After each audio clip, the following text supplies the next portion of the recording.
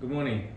Um, this morning, I want to read to you a blog I wrote about the rise of India and China, which seems to be very relevant in the crisis filled world of today. Please listen. From shaking heads to shaking hands, a new possibility for China India relations. This was written on September 1, 2010. Turn to last week's Economist magazine and you will see what I mean. The front cover depicts two muscular arms locked in a wrestling match, one tattooed with a Bengal tiger and the other with a Chinese dragon. If you thought this was breaking news, you would be very wrong. It is the latest depiction of a never-ending story. The world seems to be fascinated by the rise of India and China. It is an essential part of a story that is less about the decline of the West and more about the rise of the West, which seems to characterize global economic trends during the closing 2 decades of the 20th century. The ascendancy of India and China is, of course, an economic fable of endless fascination and not a little romance. What could be more enticing than the two of the world's most populous countries, home to 1 in 3 men, women, and children on earth, once giants of international manufacture and trade, of scientific invention and imperial pomp, reduced by colonial humiliation and economic suppression to faint shadows of their former selves. Countries full of ruined monuments and forgotten histories. Once proud nations in seemingly terminal decline. A quarter of humanity seemingly condemned to irredeemable hopelessness.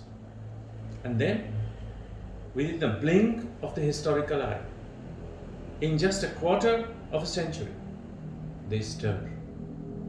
They're infused with new energy and not a little purpose. They're giants racing to their beginning, eager to find the shortest way to the golden period when they counted for something, when they ruled the world. What makes this story even more forgettable is that its end defies rational prediction. The plot is full of contradictions and blind alleys, of unexpected twists and delightful surprises. The Chinese dragon is ruled by a communist party with capitalist characteristics. It is a state which no thought of ever withering away, one engaged in fierce competition in global markets and locked in a race to overtake America. Not in social welfare or egalitarian communism, but on its own terms, through the power of the market and the size of its foreign currency reserves. It is the seat of a new Chinese model of development, one that combines economic liberalism and courtship of foreign investment with a big stick of political direction and unabated nationalism.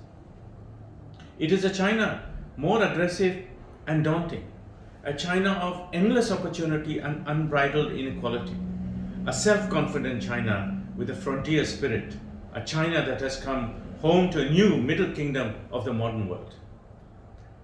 The Indian tiger is also a patchwork of contradictions and clashing colors. It is a democracy of the poor, a land in which equality of political status live uncomfortably side by side with social exclusion and economic inequity. It is a country in which millions remain illiterate, but from which some of the finest minds of the world emanate. It is a land of astonishing diversity, held together by the strap of constitutional democracy and the economics of accommodation and compromise. India is a country struggling to build roads, to provide clean water, but can boast one of the largest information technology capabilities of the world. India, like China, is an awakened giant. The Indian economy is one of the fastest growing in the world. What's more, no one expects this trend to stop anytime soon. Not surprisingly, comparisons between India and China have occupied the attention of development gurus and media savants for a decade or more. Until the economic reforms of India began in the 1990s, there was not so much to compare in economic terms. China's reform had began a decade earlier and had begun to deliver growth rates of GDP rarely known in modern history over any prolonged period of time. For a while, the Chinese growth was felt to be too good to be true, riddled with unreliable statistics and untenable assertions.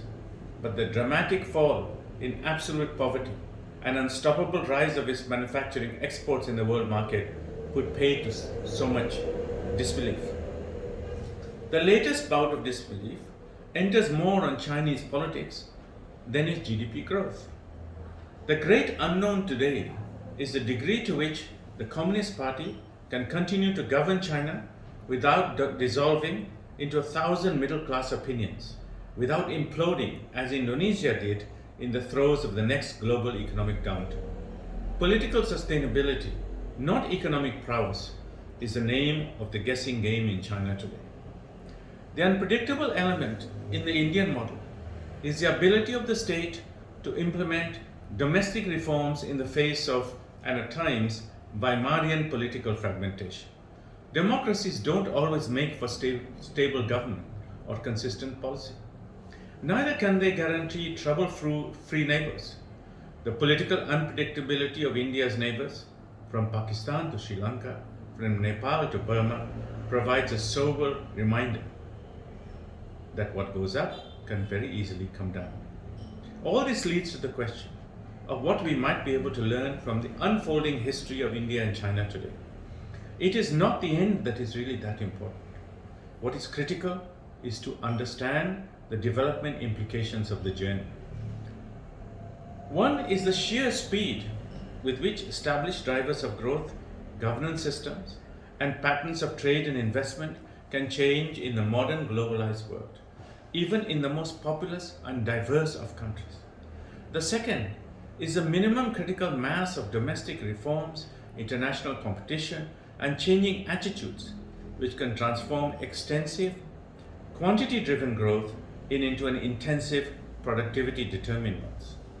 The third is that there are limits to growth set by energy constraints, natural depletion, and social unrest at uneven development. And as if that were not all, there is the outbreak of wars and conflict in a region adjusting to dramatic structural changes in compressed time. Of course, we can all have our theories of how India and China race will turn out in the end. But don't be surprised if you are as often wrong as you're right. But it is the madness of the race that might be the cruelest blow to Asia in the future. Structural transformations are stressful times. They bring out ugly self-righteousness as well as healthy competition. Tensions over energy, mineral, food, land, and trading rights all contain a host of triggers which fuel violent conflict and ethnic stereotypes. 20th century European history illustrates the madness of unbridled nationalism only too well. Focusing on the race instead of the logic of the future cooperation might well be the collective myopia so characteristic of fast-changing societies. History, culture, and the constraints of the global economy might well indicate a happy ending to the Asian story. Neither China nor India has a history of adventurous expansionism, although they have had their fair share of internal wars and social conflict. They have also much to gain from working together in a large number of areas, ranging from climate change to technological exchange, from mutual trade to pan-Asian cooperation. They may prove to be a more attractive option in a world driven by regional political identities and economic blocs. As the locked hands of the arm wrestling picture show, neither India or China can really go it alone. The arm wrestling may well, by some stroke of magic, turn into a handshake. And that would be some story.